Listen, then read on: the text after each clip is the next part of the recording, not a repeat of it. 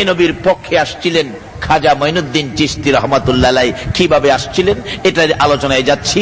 আসুন আলোচনায় ঢুকে যাই সরাসরি, আর বাহিরে যাব না, সরাসরি আলোচনায়। যেহেতু সময় কম, কিছুক্ষণ সময় আপনাদের সামনে আছে, তা আমরা খাজা বাবার সাথে কাটাবো। রাজি আছেন আপনারা? খাজা বাবার সাথে কাটাইলে কি পাবেন? একবারে সহজ পথ। তাই আলোচনায় ঢুকে গেলাম। মহব্বতে আর একটু দরুদ শরীফ পড়ুন। আল্লাহুম্মা সাল্লি আলা সাইয়্যিদিনা মুহাম্মাদ। আল্লাহুম্মা সাল্লি বালাগাল উলা বিকামালিহি কাশাফাদ দুজা বিজামালিহি আসনাতে জামিউ খিসালিহি সাল্লাল্লাহু। বাবার আসুন, এ নবীর পক্ষে গেলে কোরআন শরীফে আল্লাহ রাব্বুল আলামিন যারা এ নবীর পক্ষে গিয়েছেন তাদের বেলায় কোরআন শরীফে আমার আল্লাহ ঘোষণা দিয়েছেন, ইয়া আইয়ুহাল্লাযীনা আমানু দুখুলু ফিস-সিলমি কাফা। হে ঈমানদাররা, তোমরা পুরাপুরি ভাবে ইসলামে দাখিল হও, ইসলামে প্রবেশ করো। বলুন, ইসলামে পুরাপুরি প্রবেশ করতে গেলে নবীর পক্ষে না বিপক্ষে? ইসলামটা কি নবীর পক্ষে না বিপক্ষে? নবীর পক্ষে যারা, তারাই ইসলামের মধ্যে পুরাপুরি দাখিল। আবার হাদিস শরীফে রাসূল বলছেন, মাল্লাহুল মাওলা ফালাহুল কুল। যারা মাওলাকে রাজি করতে পারছে, মাওলা সব তারাই পাইছে। তার মধ্যে খাজা বাবা আতাই রাসূল, খাজাই খাজেগা, খাজা গরিবে নওয়াজ। তার জীবনী খুললে পাবেন কত সুন্দর ঘটনা। উনি বাচ্চা বয়সেই আল্লাহর অলির পিছ ধরেছেন। আপনারা যেমন আল্লাহর অলিদের মায়ায় রাত্র দিয়েছেন, এইভাবে খাজা বাবা ছোট কাল থেকেই আল্লাহর অলিদেরকে ভালোবাসতেন। উনি ছোট কালেই বাইয়াত গ্রহণ করেছেন, মুরিদ হয়েছেন কার কাছে? খাজা উসমান হারুনির কাছে। খাজা উসমান হারুনি এত বড় দরজার অলি ছিলেন, উনি একবার খানায়ে কাবার পাশে নামাজ পড়তেছেন। বাবারে, কারা এই রাত্রে কষ্ট করে সময় দিয়েছেন? আপনাদের বাজেট কি হয়েছে দেখেন। খাজা উসমান হারুনি বলেন, আমি খানায়ে কাবার পাশে নামাজরত ছিলাম, আমার নামাজ দেখে আমার আল্লাহ এত খুশি হলেন, খুশি হয়ে গাইবি আওয়াজে বলতেছেন, ও খাজা উসমান হারুনি, তোমার নামাজ দেখে আমি আল্লাহ খুশি হলাম, এই জন্য আমি তোমাকে 3টা দরখাস্তের সুযোগ দিলাম। 3টা দাবি করো, এই মুহূর্তে আমি আল্লাহ তোমার 3টা দাবি আমি পুরা করে দিব। খাজা উসমান হারুনি বলেন, 3টা দাবি যখন পুরা করবেন, প্রথম দাবিটা হলো, আমি খাজা উসমান হারুনিকে মাফ করে দাও। আল্লাহ কয়, যাও, মাফ করে দিলাম। 2 নাম্বার দাবি হলো, আমার এই তরিকায় যারা ঢুকবে, এই তরিকায় যারা ঢুকবে তাদেরকে তুমি মাফ করে দাও। আল্লাহ বলেন, আমি তাদেরকেও মাফ করে দিলাম। নিজের জন্য, 2 নম্বরে ভক্তবৃন্দের জন্য, 3 নম্বরে রাখতেছেন চোখের পানি ছেড়ে দিয়ে, মাবুদ, আমার নবী যে উম্মতের জন্য না খাইয়া পেটে পাথর বাঁধছে, উহুদের জমিনে দাঁত ভেঙেছে, তাইবের জমিনে রক্ত দিয়েছে, তথাপি নবী উম্মতি উম্মতি বলে কাঁদছে। বলুন, নবী শত ব্যথার পরেও আমার ব্যথায় নবী কাঁদছে কিনা? কত কান্দা নবী কাঁদতেন। পেটের খিদা, এক সাহাবী বলেন, আমি দেখি পেটের খিদায় নবী হাঁটতে পারে না, হেলে ডোলে নবী পড়ে যায়। সাহাবী ধরে বলতেছেন, ইয়া রাসূলুল্লাহ, আপনার পেটে বুঝি খিদা, আপনি এইভাবে কষ্ট করে হাঁটতেছেন? নবী চোখের পানি ছেড়ে দিলেন, সাহাবী রে, আমার পেটে খিদা রে। তারপরে কষ্ট করে হাঁটতেছেন, বসুন, আমার বাড়িতে আসুন। সাহাবী নবীজিকে ঘরের মধ্যে বসাইয়া বাড়ির ভিতরে ঢুকে চোখের পানি ছেড়ে দিয়ে কান্দে, বিবি গো, এই খাবার আমি কার জন্য রাখবো গো? আমার নবী তো হাঁটতে পারে না, নবীর কষ্ট হয়। বিবি, রুটি বানারে, গোশত পাকারে, নবীকে খাওয়াবো। রুটি গোশত নবীজির সামনে দিলে আমার নবী চোখের পানিগুলো জর্জর করে ছেড়ে পকেট থেকে রুমাল বাহির করে রুমালটা বিছাইয়া রুটি নিজের মুখে দেয় না, এই রুমালগুলো বিছাইয়া রুটি আর গোশত রুমালের মধ্যে প্যাকেট করে নবীজি প্যাকেট করে বাহির হয়ে যাচ্ছে। সাহাবী আরজ করে, ইয়া রাসূলুল্লাহ, এত খিদা নিয়ে আপনি খাইলেন না রুটি গোশত, প্যাকেট করে কোথায় যাবেন? আমার নবী বলেন, সাহাবী রে, আমি নবী 3 দিন পর্যন্ত পেটে খাবার নাই, তারপরও আমি নবী পেটের খিদার কথা ভুলে গেলাম। আমি খবর পাইছি রে, আমার হাসাইন আর হুসাইন না খাইয়া দিন কাটায়, আমার ফাতেমার চুলাই বলে 7 দিন পার হয়ে গেছে, আগুন জ্বলে না। রুটি গোশত লইয়া আমার নবী খাতুনে জান্নাত ফাতেমাতুজ জাহরার ঘরের দরজায় আওয়াজ দিলে ফাতেমা শুধু কান্দে, দরজা খোলে না। অনেকক্ষণ পর জবাব দিলেন, বাবা গো, আমি এত ব্যথাই ব্যতীত সহ্য করতে পারি না। দরজা খুলে দিলেন। মা, কেন কান্দো বাবা? 7 দিন হলো আমার চুলায় আগুন জ্বলে না, তাহলে কান্দো কেন? এই নাও, আমি নবী তোমার জন্য রুটি গোশত নিয়ে আসছি। ফাতেমা রুটি গোশত হাতে নিয়ে কান্দে, বাবা গো, এই রুটি গোশত আমি কেমনে খাবো গো বাবা? তোমার 2টা আদুরের নাতি ইমাম হাসাইন আর হুসাইন পেটের খিদা লইয়া গোয়ালা কাটা মুরগির মতো লাফাইয়া লাফাইয়া কান্দে গো বাবা। পেটের খিদায় কানতে কানতে বারবার আমার কাছে আইসা আমাকে বিরক্ত করত। আমি একেবারে বিরক্ত সহ্য করতে পারি না। এক পর্যায়ে রাগ হইয়া গো বাবা, আমার 2টা কলিজার টুকরা সোনার পুতুল হাসাইন আর হুসাইনের 2 গালে আমি 2টা থাপ্পড় মারছি গো বাবা। তোমার 2টাই আদুরের নাতি এই থাপ্পড় খাইয়া জংলাই বসে বসে কান্দে। হাসাইন আর হুসাইন 2 ভাই গলাগুলি করে কান্দে আর বলে, আমি শুনে আসছি। হুসাইন বলতেছে, ও ভাই হাসাইন, মায়ের কাছে আর যাব না রে, চল আমরা পেটের খিদা লইয়া নানার কাছে যাই। এইভাবে যারা কষ্ট করেছে তারপরও নবী উম্মতের কথা বলে নাই। ওই কষ্টের 2 আদুরের নাতি উম্মতের নাজাতের জন্য কুরবানি পর্যন্ত দিয়েছে। বলুন, এই নবীকে ভালোবাসা দেওয়া, এই নবীর পক্ষে থাকা আমাদের দরকার আছে কিনা?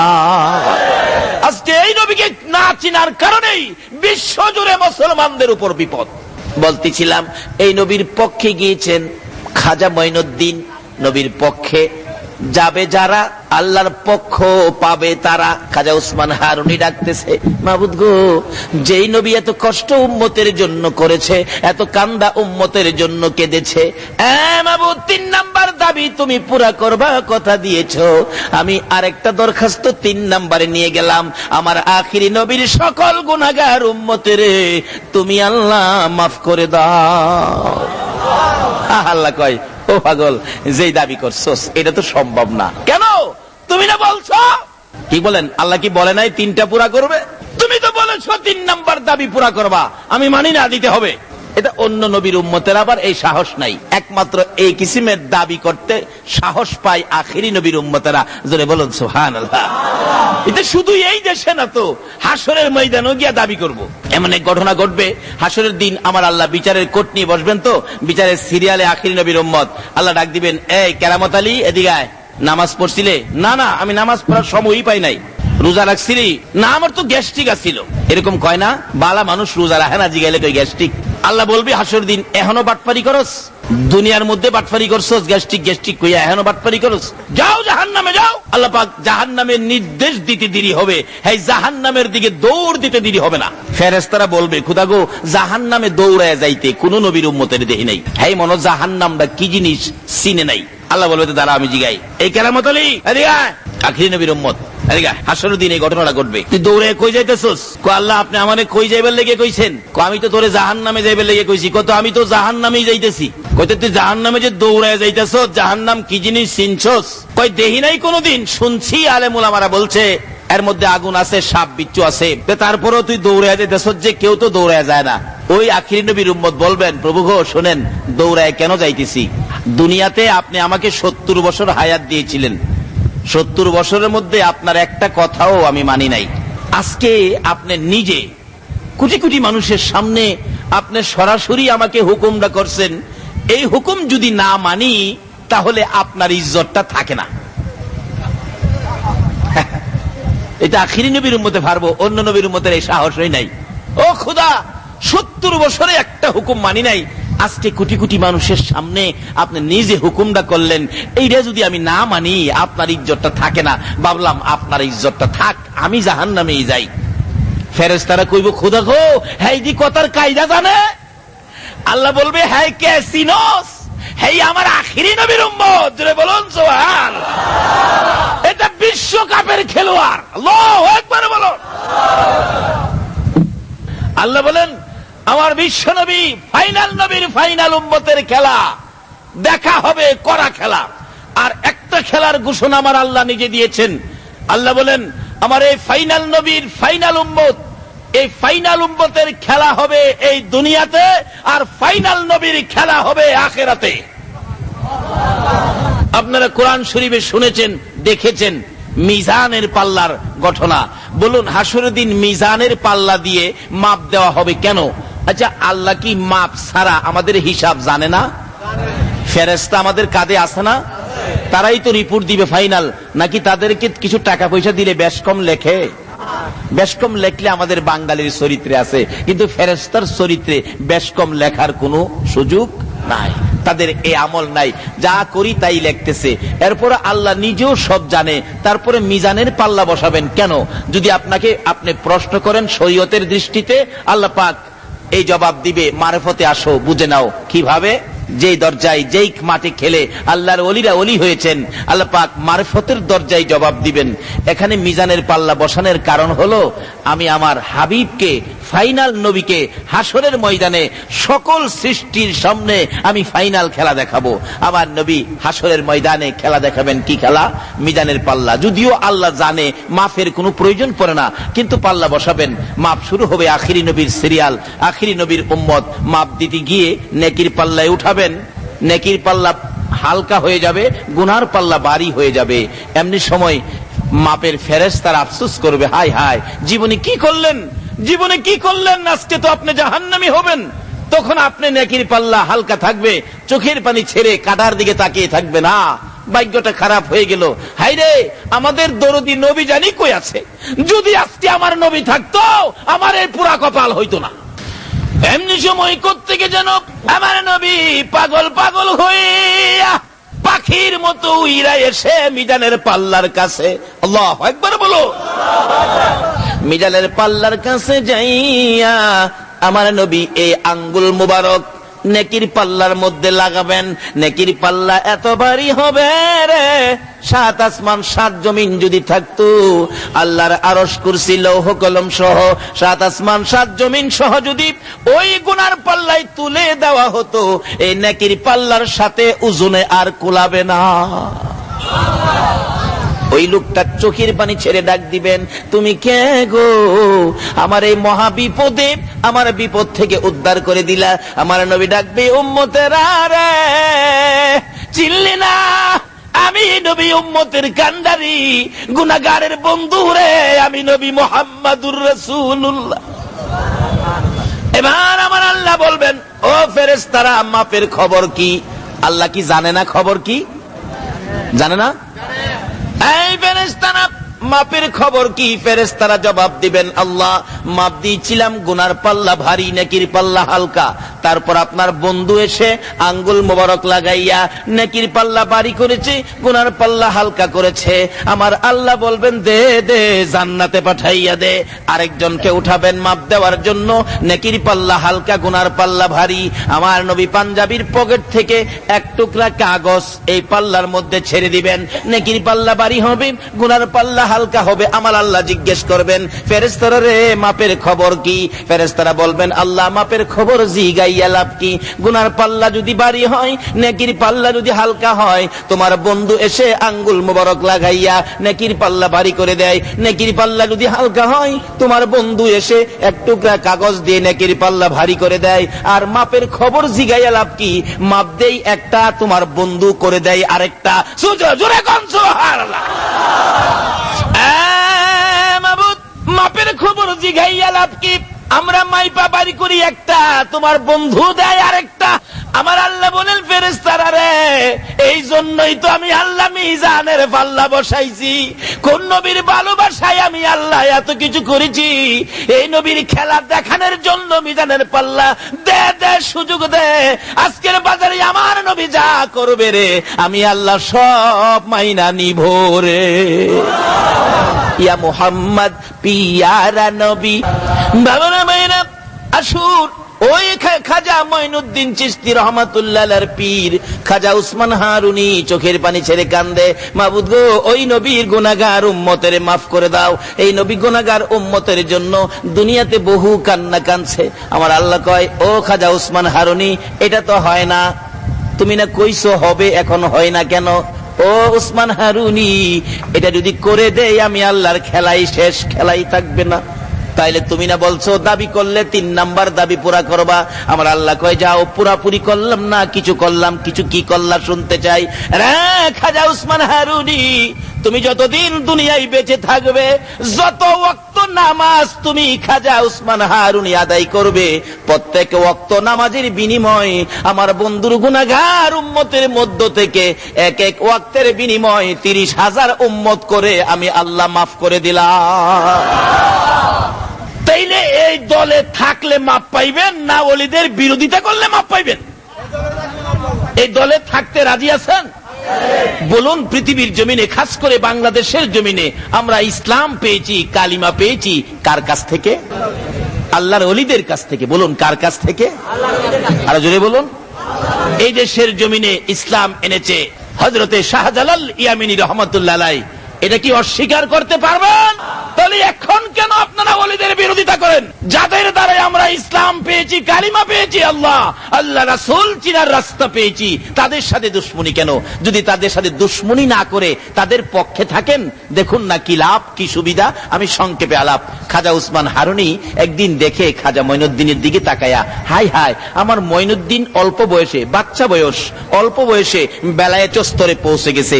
একদিন তার বেলায়েতের ক্ষমতা পরীক্ষা করার জন্য আপনারা যার পক্ষে বসে আছেন, দেখেন আপনাদের লাভ কি। এতো এসে গেলেন, খাজা মঈনুদ্দিনকে বললেন, মঈনুদ্দিন, ওই যে আগুন পূজারীরা আগুনের পূজা করে, ওখান থেকে আমার জন্য একটু আগুন নিয়ে আসো। মঈনুদ্দিন আগুন আনতে গিয়ে বলতেছেন, আপনারা আগুনের পূজা করেন? হ্যাঁ। আমার পিসাব কিবলা বলছে একটু আগুন দিতে দেবেন। সকলে কয়, দেখো আমরা আগুনের পূজা করি, আগুন তো দেওয়া যাবে না। আচ্ছা, আপনারা আগুনের পূজা করেন কেন? বাচ্চা ছেলে প্রশ্ন করতেছেন, আগুনের পূজা করেন কেন? আচ্ছা, আপনারা যে আগুনের পূজা করেন, একজন আগুনের ভিতরে জানতো, দেখি জানতো? হগল পূজারীরা কয়, মঈনুদ্দিন কি পাগল নাকি? আগুনের ভিতরে কি যাওয়া যায়? কইতে, আপনারা পূজা করেন, যাইতে পারবেন না। আমি মঈনুদ্দিন আগুনের পূজা করি না, আমি একটু আগুনের ভিতরে যাই।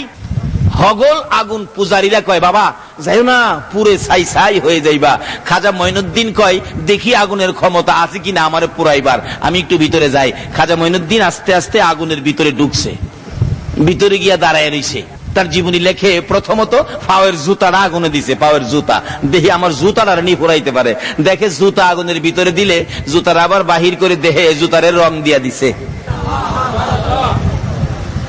এই পূজারীরা কিসের পূজা করস? একজন যাস না ভিতরে? কয় সম্ভব না। কয়তো আমি যাই।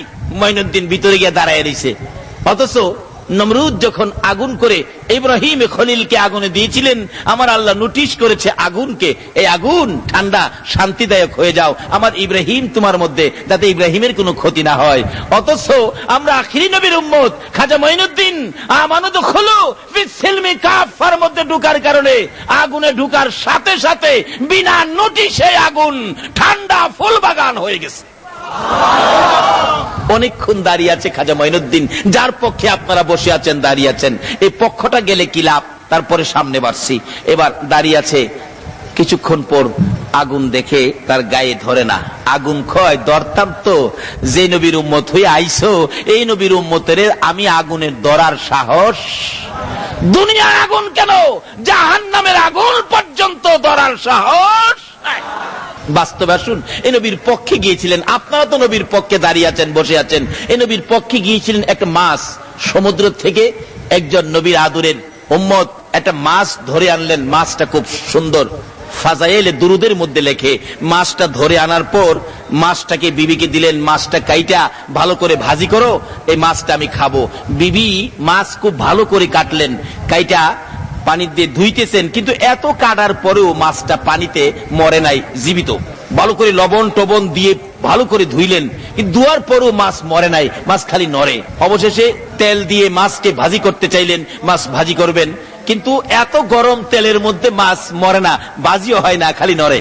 বিবি আবার বেশি করে তেল দিয়ে, এবারে 3-3 করে তেল ভালো করে দিয়ে আগুনের মতো গরম করে মাছ ছেড়ে দিলেন, কিন্তু মাছ বেশি তেল দিলে আরো শান্তি লাগে, মাছ পানির মতো তেলের ভিতরে ঘুরে। বিবি বলেন, আশ্চর্য, এটা কি মাছ মেরে আনলেন? মাছ তো মারতেই পারি না, ভাজি করবো কিভাবে? এবার ওই লোকটা বলতেছেন, দাও তো, এটা নবীজির কাছে নিয়ে যায়, ইয়া রাসূলুল্লাহ এই মাছটা ধরে আনলাম, মারলাম, কাটলো, ভাজি করলো, কিন্তু মাছ তো ভাজি হয় না, মরে না, জীবিত, বুঝতেছি না। এত গরম আগুনের তেলের মধ্যে দিল, কিন্তু মাছ তো ভাজি হয় না। এমনি সময় জিবরাইল এসে বলেন, ইয়া রাসূলুল্লাহ এই মাছটা যখন এই লোকটা মারছিল, ওই মাছ তখন আপনি নবীর উপর দুরূদ শরীফ পড়তেছিল। হুজুর জানিয়ে দেন, আপনার পক্ষে থাকার কারণে, আপনি নবীর ভালোবাসায় দুরূদ পড়ার কারণে গো নবী এই মাছটাকে আইনা কাটলেন, কাটার পরও মরে না, লবণ দিয়ে ধুইলেন তারপরও মরে না, তেলে ভাজি করলেন তারপরে মরে না, এই দুনিয়ার আগুন দিয়ে লাল লাল করে তেল ওই মাছ ছেড়ে দিয়েছে, মাছ মরে না, আগুন তার গায়ে ধরে না।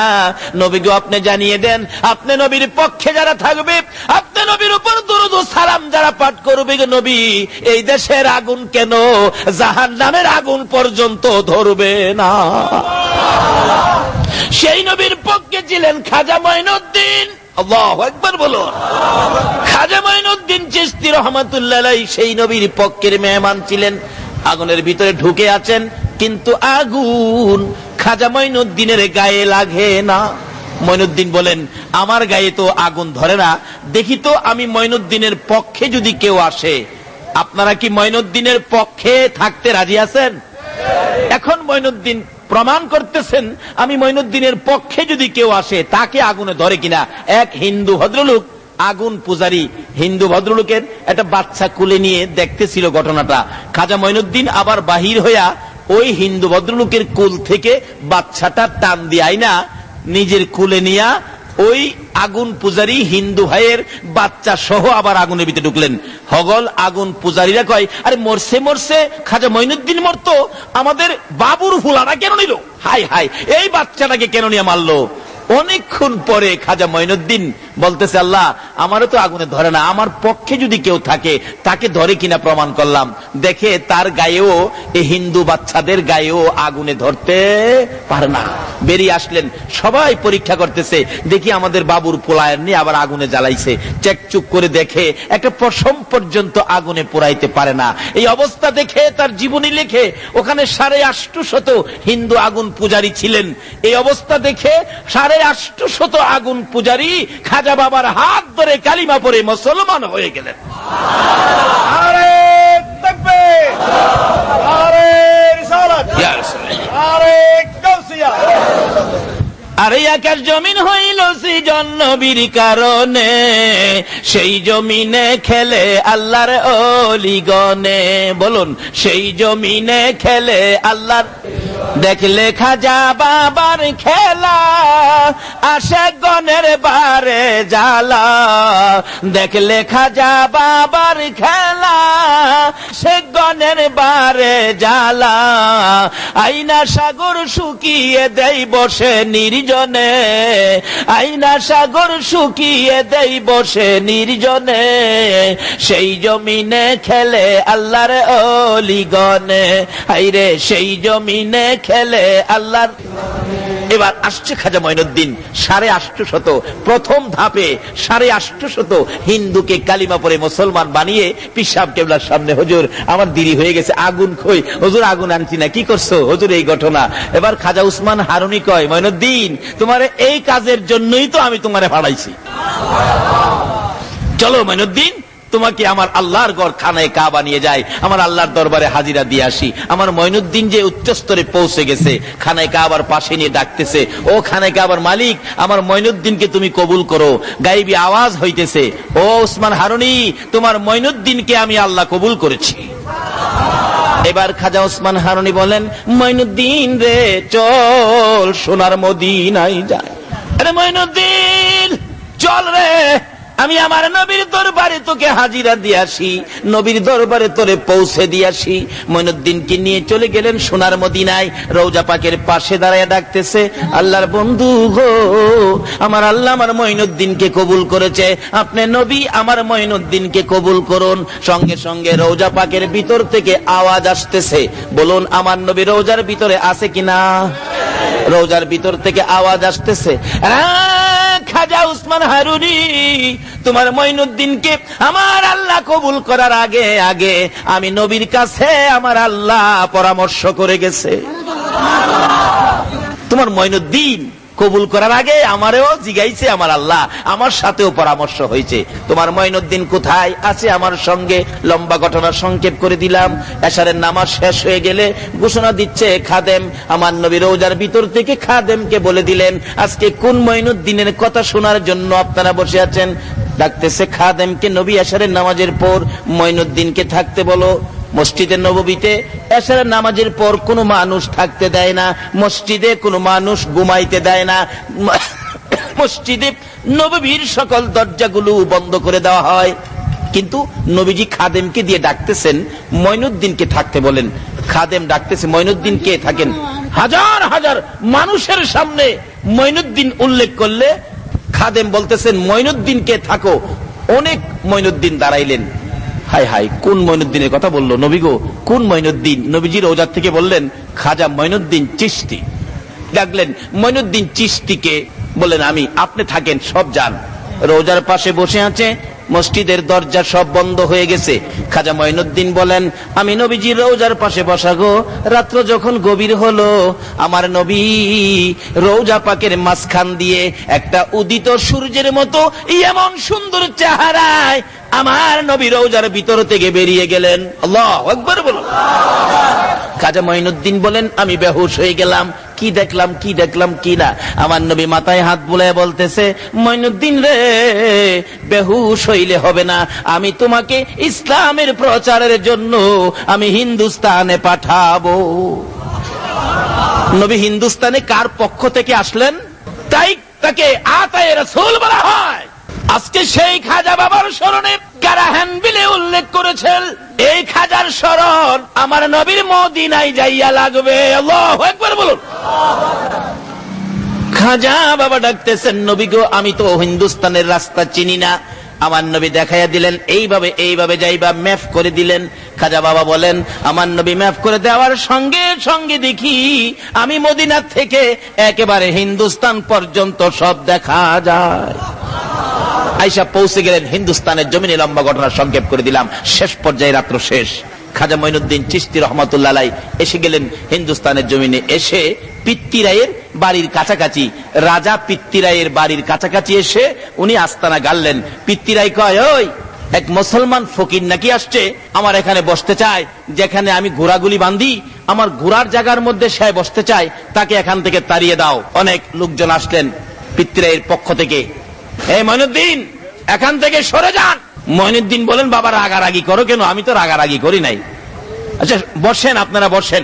যারা আইছিল মঈনুদ্দিনকে তাড়াইয়া দিত, মঈনুদ্দিন তাদেরকে বসাইলেন।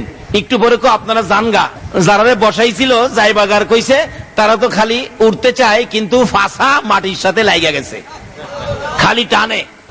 হাই হাই, এটা কি ওলিদের কেরামত? ওলিদের এইরকম আল্লাহর ওলিরা সমস্ত পৃথিবী জুড়ে কেরামত দিয়ে ইসলাম প্রচার করেছে।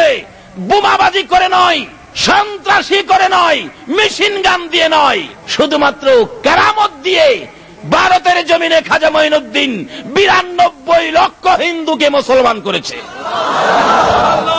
আজকে যাইয়া দেখেন সেই বিশ্বাসের উপর খাজা মঈনুদ্দিন চিশতি রহমাতুল্লাহর মাজার প্রাঙ্গণে উরুস মুবারক উপলক্ষে মুসলমান যদি হয় 50,000, হিন্দু হয় 75,000।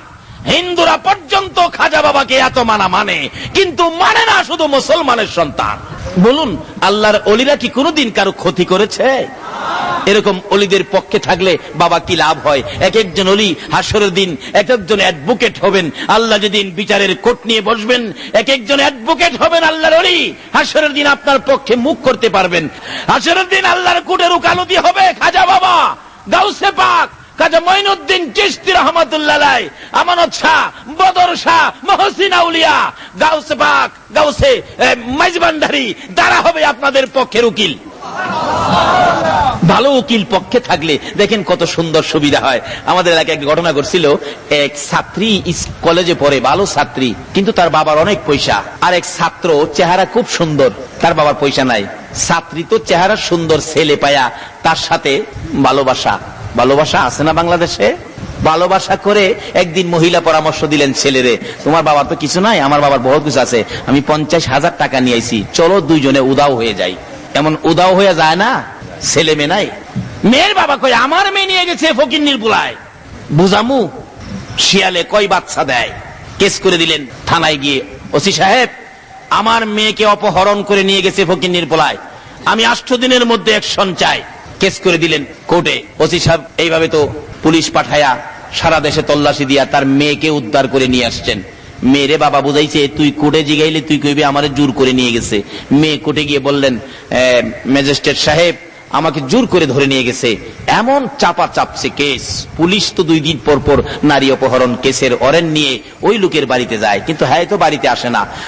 মেয়ের মা, ছেলের মা বাবা একবারে গরিব মানুষ, তারা কাঁদতে কাঁদতে কেন তুই গেলে এই কাজ করতে। একদিন আরেকজন জ্ঞানী ব্যক্তি বলেন আপনারাও আরেকটা কাউন্টার কেস করেন না। মেয়ের বাবা, ছেলের বাবা গেছে উকিলের কাছে, উকিল সাহেব আমার ছেলেটা এই বিপদ আছে, আপনি কি পারবেন আমার ছেলেরে বাঁচাইতে? উকিল কই বেটা এত আইন বই পড়ছি, এটা কোনো সাবজেক্ট হইল, তোর হুলারে নিয়ে আয়। রাত্রে একদিন উকিলের কাছে নিয়ে আইছে। উকিল সাহেব আমি করি নাই, মেয়েটা আমারে ফার্মপট্টি দিয়ে নিছে স্যার, আমি নাই স্যার, আমারে বাঁচান। উকিলকে বেটা কান্দিস না, শোন আমি যা কই তা শুনবি, আমার পক্ষে আয়, আমি যা কই তা শুনবি, তোরে বাঁচাইয়া দিমু। একটা উকিল কইতাছে আমি যা কই তা শুনবি। তা আল্লাহর ওলিরাও তো মুরিদরে এরকম কয় না বাবারে এতদিন যা পাগলামি করছো এখন থেকে আর পাগলামি করো না, আমি যা কই এইভাবে চলল। আল্লাহর ওলিরা এরকম নির্দেশ দেয় না।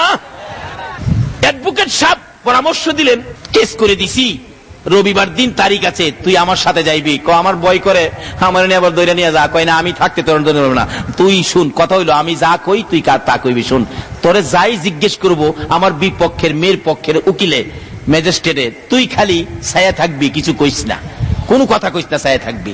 এই পরামর্শটা কে দিল? একটা দুনিয়ার সাধারণ উকিল আপনাকে বাঁচানোর জন্য পয়েন্ট বাইর করলো। আর কি খাজা বাবা গাউসে পাক কি হাসরের ময়দানে কোন পয়েন্টে কি আপনাদেরকে বাঁচাইতে পারবে না? আল্লাহু আকবার, ইয়া রাসূলুল্লাহ, ইয়া গাউসুল জিন্দাবাদ। ও নবীর সেনারা জাগ্রত বসে আছো কার পক্ষে? নবীর পক্ষে, ওলিদের পক্ষে। তোমাদের ভাগ্যের দরজা খুলে গেছে। এই তো উকিল আপনার পক্ষে। উকিলকে খাজা বাবা কি করবে হাসরের দিন, এই দুনিয়া দিয়ে বুঝাইতে চাইলাম। উকিল বলেন তোরা যাই জিগাইবো তুই কোনো কথা কইস না, খালি ছায়া থাকবি। কোর্টে রবিবার দিন উঠলো, বাদী বিবাদী হাজির। ম্যাজিস্ট্রেট বলেন বাদী বিবাদী সব হাজির আছেন? জি হাজির। এবার মেয়ে পক্ষের উকিল বলেন মাননীয় বিচারপতি ম্যাজিস্ট্রেট সাহেব আমি কথা বলতে চাই। বলেন দেখেন স্যার, এই যদি হয় আমাদের দেশের যুবকদের চরিত্র, মেয়ে ছেলেকে এভাবে ধরে নিয়ে যাবে, এটা স্যার কিভাবে হবে? আপনারও তো ম্যাজিস্ট্রেট সাহেব মেয়ে আছে, বলুন এইভাবে যদি ছেলেরা অত্যাচার করে মেয়েদের উপর, দেশটা কেমনে চলবে? উকিলের মুখ তো বুঝে নেই, একেবারে দুইয়া মুইসা সাবান দিয়া খইসা ফেলাইতেছে। অবশেষে ম্যাজিস্ট্রেট বলতেছেন উকিল সাহেব আপনি থামেন, আমি 3টা প্রশ্ন করি। এই ছেলে তুমি যখন এই মেয়েটাকে ধরে নাও তখন রাত্র কয়টা বাজে? বলুন। তার উকিলের পরামর্শ কি ছিল? ছায়া থাকা, কথা বলবি না, চেরিস। আর তখন রাত্র কয়টা বাজে? কি ব্যাপার, কি উকিল সাহেব কি মক্কেল নিয়ে আসলেন? কথা তো বলে না। শোনো তোমার সাথে তখন কয়জন লোক ছিল মেয়েটাকে জোর করে ধরে নেওয়ার সময়? কয়জন লোক ছিল? আরে কি ব্যাপার, কয়জন লোক ছিল? তুমি যখন মেয়েটাকে ধরে নিয়ে যাও তখন কি কেউ দেখছিল? 3 নাম্বার প্রশ্ন। হ্যাঁ ম্যাজিস্ট্রেট জিজ্ঞাসা, ছেলে কেউ কি দেখছিল? আচ্ছা ছেলের পক্ষের উকিলের পরামর্শ কি? ঘুমাই রয়েছেন আপনারা, মানে কথা বলিস না, পরামর্শ কি? ছায়া থাকবি, কথা কইস না। 3 নাম্বার প্রশ্ন হলো কেউ কি দেখছিল? ছেলে তো চেয়ে রয়েছে। ম্যাজিস্ট্রেট জিজ্ঞাসা ছেলে পক্ষের উকিলকে, কি উকিল সাহেব কি মক্কেল নিয়ে আসলেন? 3টা প্রশ্ন করলাম, একটারও তো জবাব দিল না। এরকম মক্কেল তো আমার 24 বছর চাকরির মধ্যে দেই নাই।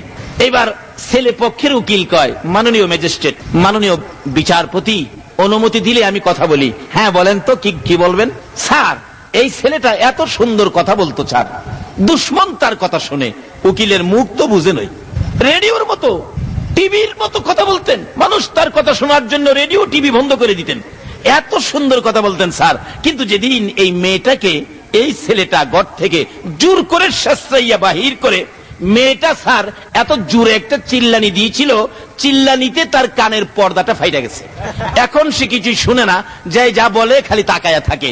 মেয়েটা তো ওই পাশে দাঁড়ানো। ওই মেয়েটা কই স্যার আমি আল্লাহর কসম করে বলি আমি চিল্লানি দেই নাই স্যার। ছেলে পক্ষের উকিল বলে মাননীয় বিচারপতি মেয়েটা বলেছে চিল্লানি দেয় নাই, আপনি শুনেছেন, তাইলে আপনার পয়েন্টের খাতায় লেখেন ছেলে তারে জোর করে নেয় নাই। যদি জোর করে নিত তাই চিল্লানি দিত। সে নিজেই বলেছে চিল্লানি দেই নাই স্যার, তাইলে সে জোর করে নেয় নাই।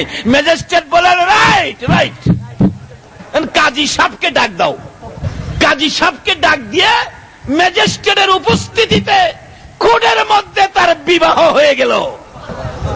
দুনিয়ার একটা অ্যাডভোকেট যদি, দুনিয়ার একটা উকিল যদি এত বড় বিপদগামী লোকটাকে পয়েন্টের খাতায় ফালাইয়া এইভাবে বিপদ মুক্ত করে দিতে পারে, আমার আল্লাহ যেদিন হাসরের কোর্ট নিয়ে বসবেন, আমরা যেদিন ওই বিচারের কোর্টে আসামি হইয়া দাঁড়াইব, ওই দিন খাজা বাবা আরজ করবেন, প্রভু গো, ওই দিন খাজা মঈনুদ্দিন চিশতি রহমাতুল্লাহ আলাইহি দাঁড়াবেন, গাউসে পাক দাঁড়াবেন, গাউসে মাঝবান্ডারি দাঁড়াবেন, চট্টগ্রামের আমানত শাহ, বদর শাহ, মহসিনা উলিয়া দাঁড়াইয়া বলবেন, প্রভু গো, এই লোকগুলি আখিরি যুগে ছিল, তারা শেষ জমানায় ছিল, ফিতনা ফাসাদের জমানায় ছিল, তাদের কি প্রশ্ন করবেন? তারা তো সরল সোজা মানুষ, কিছু জানে না বুঝে না, কি প্রশ্ন তাদেরকে করবেন?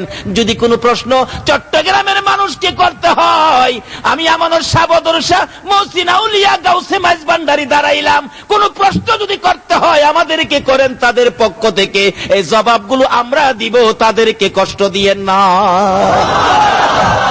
উকিলরা বলবে সম্মিলিত ভাবে আমরা তাদের পক্ষে।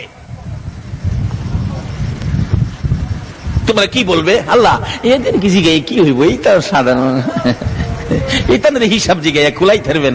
আল্লাহ আপনার যে রহমান আর রহিম আছে, এর বিনিময় তাদেরকে মাফ করে দিলে সহজ হয়ে যায়। আল্লাহ বলবেন, এই কুটের লোকেরা শোনো, আমি রহমান আর রহিমের বিনিময় এই শেষ যুগের উম্মত গুলোকে এই ওলিদের খাতিরে আমি মাফ করে দিলাম। এই অ্যাডভোকেটদের সাথে সম্পর্ক রাখলে হাসরের কোর্টে আমাদের লাভ হবে না লস হবে? তাই খাজা মঈনুদ্দিন মদিনার কামলেওয়ালা নবীর পক্ষ থেকে ভারতের জমিনে আতায়ে রাসূল হয়ে আসলেন, কিন্তু তাকে উচ্ছেদ করে দেওয়ার জন্য সংগ্রাম করলেন পিতৃরায়ের লোকেরা। যায়া বলতেছেন উঠো উঠো। খাজা মঈনুদ্দিন বলেন বাবা বসো।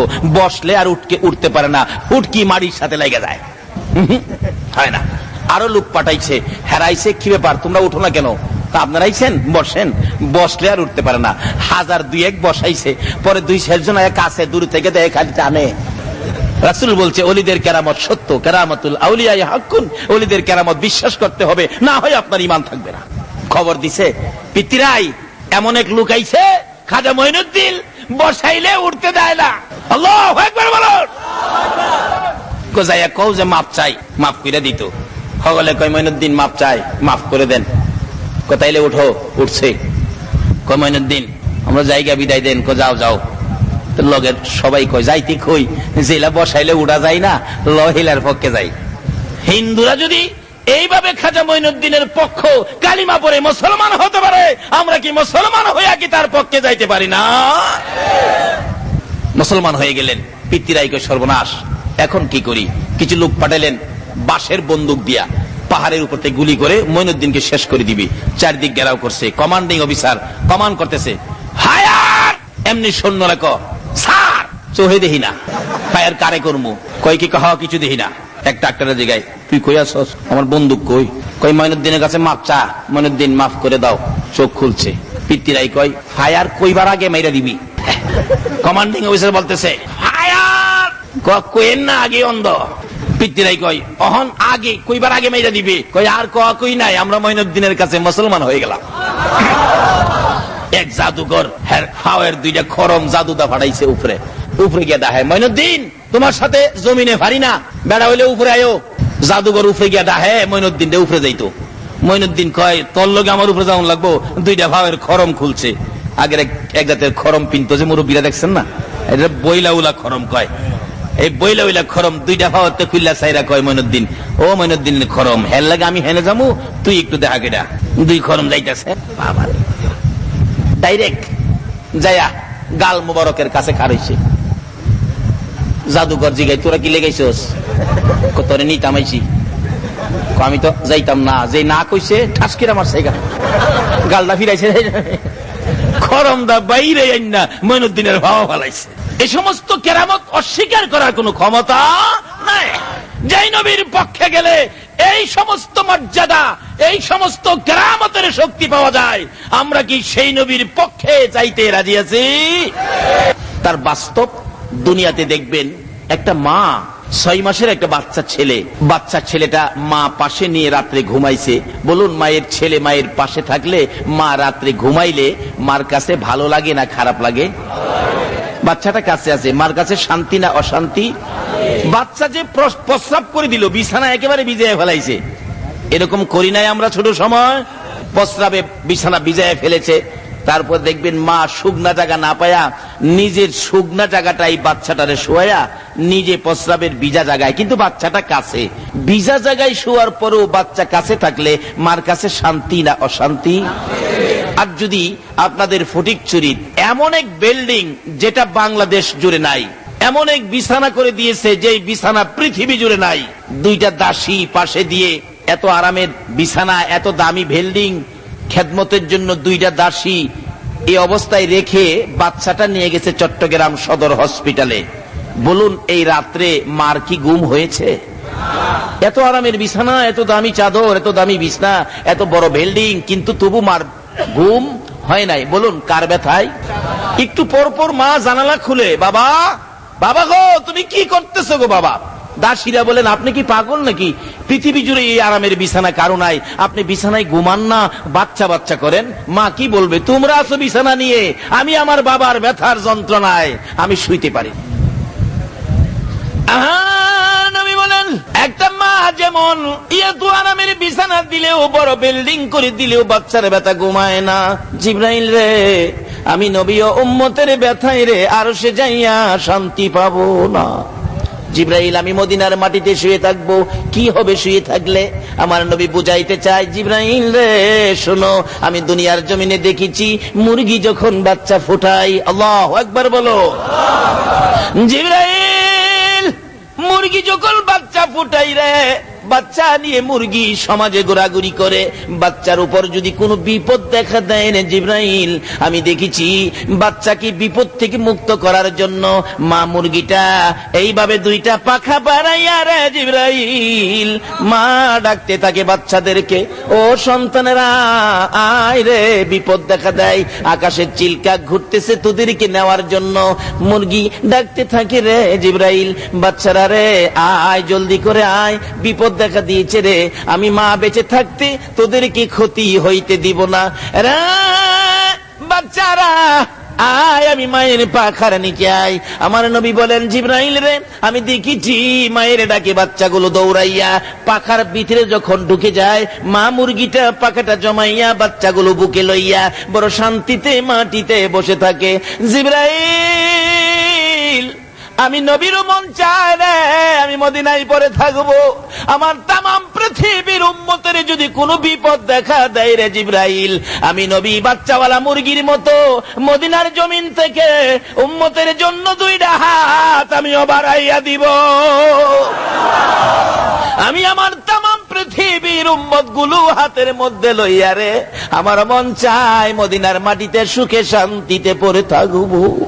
যেই নবী উম্মতের ব্যথাই এত ব্যতীত, যেই নবী উম্মত ছেড়ে এইভাবে জমিনে থাকবে আর সে আসবে না রে জিবরাইল, আমি আল্লাহ সেই জন্য আমার বন্ধুর উম্মতের সামনের পাও বাড়াইল, পিছের পা উঠাইবার আগে আগে আমি আল্লাহ আমার বন্ধুর উম্মতের মাফ করে দিলাম। দোয়ায় হাত বাড়ায়, আল্লাহুম্মা আমিন। ربنا ظلمنا أنفسنا وإن لم تغفر لنا وترحمنا لنكونن من الخاسرين رب ارحمهما كما ربياني صغيرا। রব্বুল আলামিন, তুমি যার প্রেমে সব বানাইছো, ওই নবীর উপর দুরূদ ও সালাম মদিনা পাঠাইছি। মাবুদ, যার সাথে বন্ধুত্ব করে কত খেলা খেলেছো, হযরতে গাউসে পাক খাজা বাবা, ইয়া আল্লাহ, বাংলার জমিনে চট্টগ্রামের জমিনে সকল ওলি আল্লাহদের রুহানি ফায়েজ নিয়ে তোমার দরবারে হাত বাড়াইলাম। মাবুদ গো, ওলিদের রুহানি ফায়েজের বরকতে, ইয়া আল্লাহ, দয়ার নবীর উপর দুরূদ ও সালামের বরকতে আমরা যারা হাত বাড়াইছি, আমাদের তামাম জিন্দেগীর গুনাহগুলো ক্ষমা করে দাও। যেই নবীর ভালোবাসাই রাত্র দিয়েছি, এই নবীর উসিলায় কুল কায়নাত বানাইছো, এই নবীর উসিলায় যদি এত কিছু করতে পারো গো, তুমি কি সেই নবীর উম্মতের ক্ষমা দিতে পারো না? তার জীবনে কত গুনাহ হিসাব জিগাইও না। কে নেককার, কে গুনাহগার, কে মেয়ে, কে পুরুষ, কে যুবক, কে বুড়া, আজকের জন্য কে নামাজি, কে বেনামাজি, কাউরে কিছু কইও না গো আল্লাহ। এই মাহফিলের উসিলায় আমাদের সবাইকে তুমি মাফ করে দাও। মাবুদ, মাপ চাইলাম জীবনের গুনাহ, মাফ করছো নি গো আল্লাহ। একটু ডাকদা জিগান না, আল্লাহ, ইয়া আল্লাহ, ইয়া আল্লাহ, জীবনের গুনাহ মাফ করছো নি। মাবুদ, দুনিয়ায় দেখি সন্তানেরা অপরাধ করলে মা বাবা রাগ হয়ে যায়, তোর মতো সন্তান দরকার নাই। সন্তান বাড়ির থেকে বেরিয়ে যায়, বাড়িতে আসে না। রাত্র যখন গভীর হয় রে, অপরাধী সন্তানের জন্য মা দরদি দরজাটা খুইলা দাঁড়াইয়া থাকে। সন্তান গভীর রাত্রে বাড়ির কাছে যাইয়া দেখে দরজাটা খোলা দেখা যায়। এক পাশে মা দাঁড়াইয়া বিনাইয়া বিনাইয়া কান্দে, বাবা কই রে, আয়, আমি মা দরজা খুলে রাখছি। আদরের সন্তান, অপরাধী সন্তান গড়ের কোনায় দাঁড়াইয়া ছোট্ট করে ডাক মারে, মা মা মা। অপরাধী সন্তানের ডাকটা শুনে মা দরদি দৌড়াইয়া বাহির হইয়াছে। মাবুদ, মার মতো দরদি যদি অপরাধী সন্তানে মা কইয়া ডাক দিলে দৌড়াই আসে রে আল্লাহ। তোমার 99 ভাগ মায়ার দুয়ারে আমরা জীবনের গুনাহ লইয়া তোমারে আল্লাহ আল্লাহ কইয়া ডাকলাম, তোমার কি মায়া লাগে না? এই আল্লাহ কার জীবনে কত গুনাহ হিসাব জিগাইও না। এই মুহূর্তে আমাদের সকলের জীবনের গুনাহগুলো ক্ষমা করে দাও। মাবুদ রে, জীবনের গুনাহ ক্ষমার আসার দরখাস্তের পর আর একটা দরখাস্ত করি, তুমি কিন্তু রাগ হইও না। হাজার হাজার মানুষ রাত্রটা কাটাইলো, আজানের সময় হয়ে গেছে, তোমার দুয়ারে হাত বাড়াইছে গো। আমি তো জানি না কার মনে জানি কি দুঃখ, কার মনে জানি দুঃখ মানাই রে মানাই, কার মনে জানি ব্যথা বাবা নাই রে বাবা নাই। যেই বাবা মাতার গাম পাতাই ফানাইয়া রোজগার করে সন্তানের লালন পালন করত, সারাদিন পরিশ্রমের পরেও বাড়িতে যাইয়া যদি দেখছে বাবা সন্তান কান্দে রে, সারাদিনের ক্লান্তি ভুলে গিয়ে বাবা আদরের সন্তানের টাইনা টাইনা কোলে উঠাইতো। জীবনে বাবার কোলে কত প্রস্রাব পায়খানা করেছি গো আল্লাহ, বাবা কোনদিন বিরক্ত হয়ে নাই। ওই মা কই রে, যেই মা মেতরিনী হইয়া ছোটকালে আমাদের প্রস্রাব পায়খানা পরিষ্কার করছে গো আল্লাহ, ওই মা বাবা যার কবরে গো এই মুহূর্তে ওই সকল মা বাবার কবর জান্নাতের বাগান বানাইয়া দাও। মাবুদ রে, আমি নিজেও মায়ের অভাবী, আমি জানি না রে আমার মতো মায়ের অভাবী কে জানি হাত বাড়াইছে। মাবুদ, মায়ের অভাবীরা কি করে নিজে দেখেছি। একটা মায়ের পাগল ছেলে বিদেশ থাকে, মাসে মাসে চিঠি লেখে, মা তুমি কেমন আছো গো আমারে জানাইও, তোমার কথা মনে হইলে আর বিদেশ থাকতে মন চায় না গো মা। মা চিঠির উত্তর দেয়, বাবা পাগলামি করিস না, ভালো আছি। হঠাৎ করে মা অসুস্থ হয়ে গেছে, ডাক্তার বলেছে আপনি বাঁচবেন না 8 দিনের বেশি। মা হসপিটালের বারিন্দায় দাঁড়াইয়া কান্দে, মন্নান রে এই চিঠি আর কার কাছে লেগবি?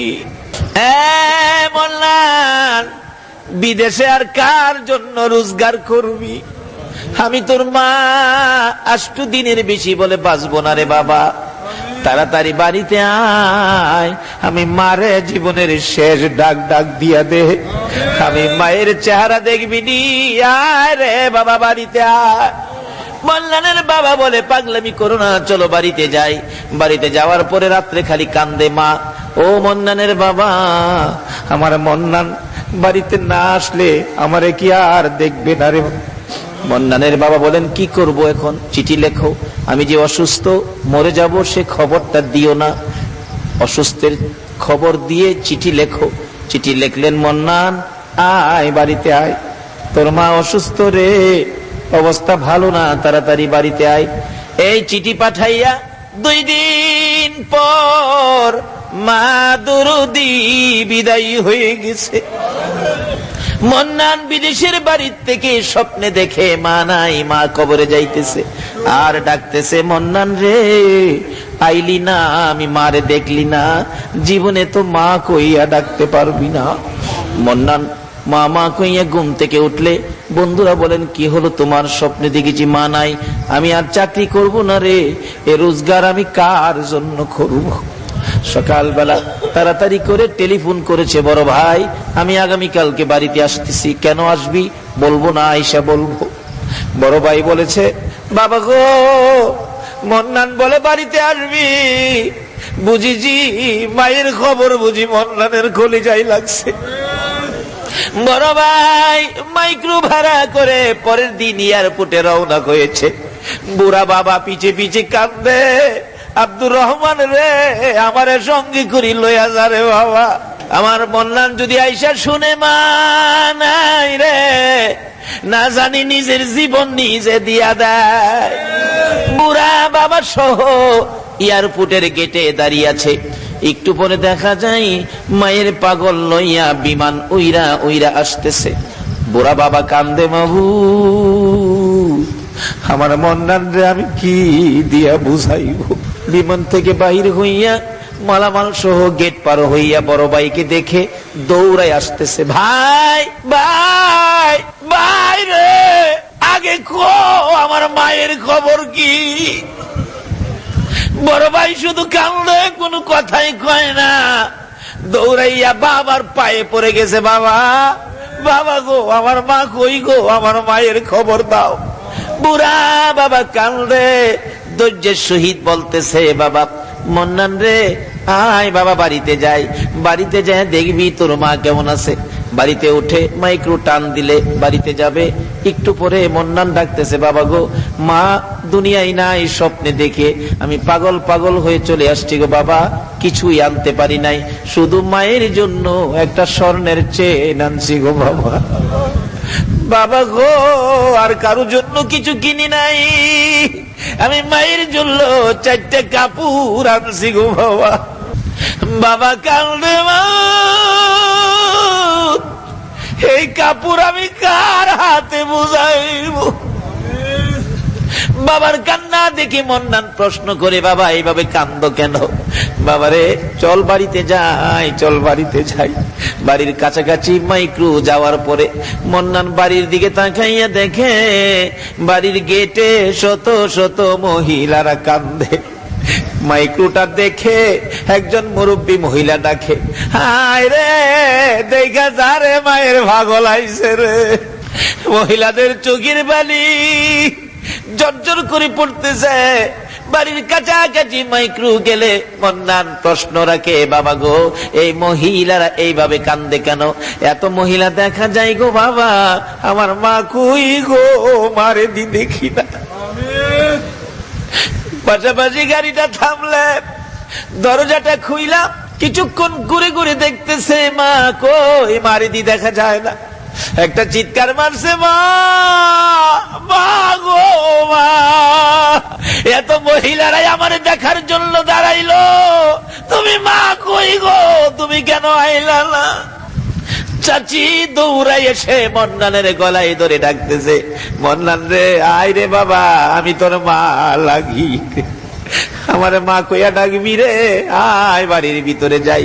মন্নান বাড়ির ভিতরে যাইতেছি, মা যেই রুমে থাকতো ওই রুমের দরজায় যায় ডাকতেছে, মা মা গো তুমি কি অসুস্থ গো মা? কেন দরজা খোলো না গো মা? তোমার পাগল আইছে গো মা।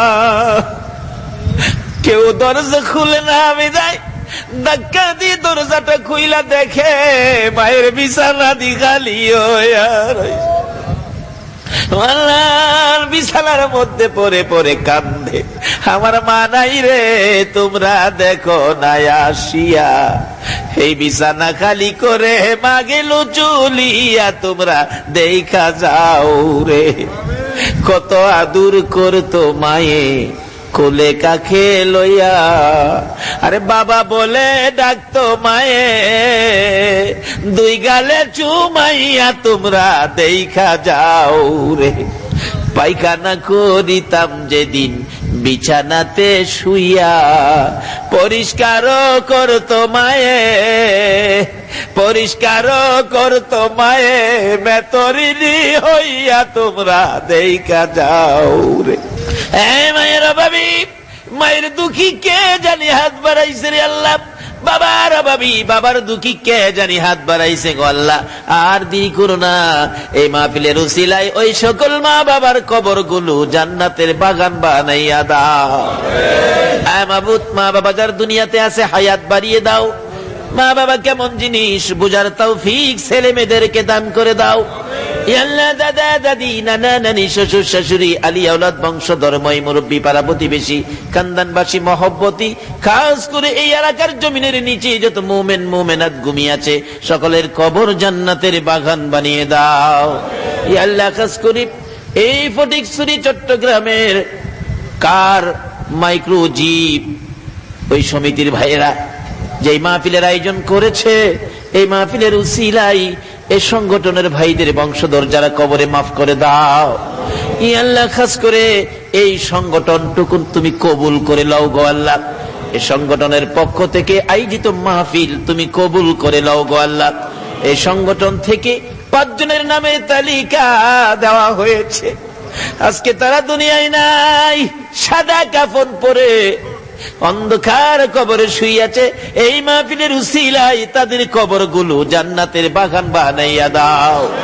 ইয়া আল্লাহ, সংগঠনের বাকি ভাইদেরকে, ইয়া আল্লাহ, ড্রাইভার, মালিক, এই বাজারের ব্যবসায়ী ভাইদেরকেও সকল প্রকার আফত বিপদ, আযাব, গজব, অ্যাক্সিডেন্ট, বালা মুসিবত, শয়তানের শয়তানি, দুশমনের দুশমনির থেকে বাঁচাইয়া রহমত, বরকত, শান্তি দ্বারা ভরপুর করে দাও গো আল্লাহ। এই কমিটির ভাইদেরকে, তাদের আয়োজনে যারা দূর দূরান্ত থেকে আসছে সকলকে তুমি আপদ বিপদ থেকে বাঁচাইয়া বেশি বেশি করে নেক হায়াত বাড়াইয়া দাও গো আল্লাহ। ইয়া আল্লাহ, আজকের মাহফিলের বরকত, মিলাদুন নবীর বরকত, ইয়া আল্লাহ, গাউসে পাক খাজা বাবার রুহানি ফয়েজের বরকত আমাদের সকলকে নসিব করে দাও গো আল্লাহ। চট্টগ্রামের জমিনে ইয়া আল্লাহ, গাউসে মাইজবান্ডারি সহ যত ওলিরা ঘুমিয়ে আছে সকল ওলিদের রুহানি ফয়েজ আমাদেরকে নসিব করে দাও গো আল্লাহ। ইয়া আল্লাহ, খাস করে আমাদের মধ্যে যারা অভাবী, অভাব দূর করে দাও। আমাদের মধ্যে যারা বিমারি, বিমার শেফা করে দাও। আমাদের মধ্যে যাদের ছেলে নাই ছেলে দাও, যাদের মেয়ে নাই মেয়ে দাও, যাদের ছেলেও নাই মেয়েও নাই ছেলে মেয়ে দিয়ে কলিজা ঠান্ডা করে দাও গো আল্লাহ। যাদেরকে ছেলে মেয়ে দিয়েছো, ছোট্ট ছোট্ট ছেলে মেয়েদেরকে অকালে মৃত্যু দিও না, মা বাবার কলিজায় আগুন জ্বালাইও না। সকলের ছেলে মেয়েদেরকে নেক হায়াত বাড়াইয়া দাও। ছেলে মেয়েদের মুখে এতিমের দাগ লাগাইও না, ছেলে মেয়েদের মা বাবার হায়াত বাড়াইয়া দাও। মাবুদ, আমাদের মধ্যে যারা নামাজি নামাজ কবুল করো, যারা নামাজ পড়ে না নামাজের বুঝ দান করো, যারা লেখাপড়া করে লেখাপড়ায় বরকত দাও, যারা পরীক্ষা দিবে কামিয়াবি দান করে দাও, যারা চাকরি করে পদোন্নতি দান করে দাও, যারা ব্যবসা করে ব্যবসায় বরকত দাও, যারা গৃহস্থী করে জমির ফসলে বরকত দাও, যারা বিদেশ থাকে সহি সালামতে রাখো গো আল্লাহ। মাবুদ, শেষ দরখাস্ত, তোমার নবীরে একদিন ঘুমের ঘরে স্বপ্নে দেখাইয়া দাও। আমাদের একটা দাবি তুমি রাখো গো আল্লাহ, তোমার কুদরতি পায়ে ধরলাম। এই মাহফিলের সকলের একটা দাবি তুমি রাখো, যেই নবী উম্মতি উম্মতি বলে 63 বছর কাঁদছে গো, এখন রওজা পাকে শুইয়া কাঁদে গো। এই নবীর স্বপ্নে না দেখাইয়া আমাদের কারো গায়ে সাদা কাফন লাগাইও না। আল্লাহ, দয়া করে মায়া করে আমাদের সকলকে তোমার নবীর স্বপ্নের দিদার নসিব করে দাও গো আল্লাহ। আল্লাহ, এই মাহফিল তোমার কুদরতি হাতে দিয়ে গেলাম, এই মাহফিল কিয়ামত পর্যন্ত তুমি কায়েম রাখো গো আল্লাহ। কাজ করে চালক ভাইদেরকে অ্যাক্সিডেন্ট থেকে বাঁচাইয়া রাখো। আল্লাহ, মালিক ভাইদের ব্যবসায়ী তুমি বরকত দিয়ে দাও, বিপদ আপদ দিও না, রহমত বরকতের ভাগী করে দাও গো আল্লাহ। আল্লাহ, দূর দূরান্ত থেকে যারা এই মাহফিলে কষ্ট করে আসছে, বহু দূর থেকে দেখেছি টেম্পু করে গাড়ি করে লোকেরা আসতেছে। আল্লাহ গো, যেইভাবে রিক্সের উপর এই মাহফিলে আসছে গো, তাদের সকলকে কাল কিয়ামতে নবীর গুদারায় উঠাইয়া ফুলসিরাতের ফুল পার করে দিও গো আল্লাহ। ইয়া আল্লাহ, যারা যেখান থেকে আসছে আবার তাদেরকে সহি সালামতে জায়গায় জায়গায় পৌঁছাইয়া দিও গো আল্লাহ। যতগুলো দরখাস্ত করলাম মাহফিলের উসিলাই, দুরুদ ও সালামের উসিলাই, ওলিগণের রুহানি ফায়েজের উসিলাই সবগুলি তুমি কবুল আর মঞ্জুর করো গো আল্লাহ। ওয়া সাল্লাল্লাহু তাআলা আলা খায়রি খালকিহি মুহাম্মাদিন ওয়া আলা আলিহি ওয়া আসহাবিহি আজমাইন বিহাক্কি লা ইলাহা ইল্লাল্লাহু মুহাম্মাদুর রাসূল।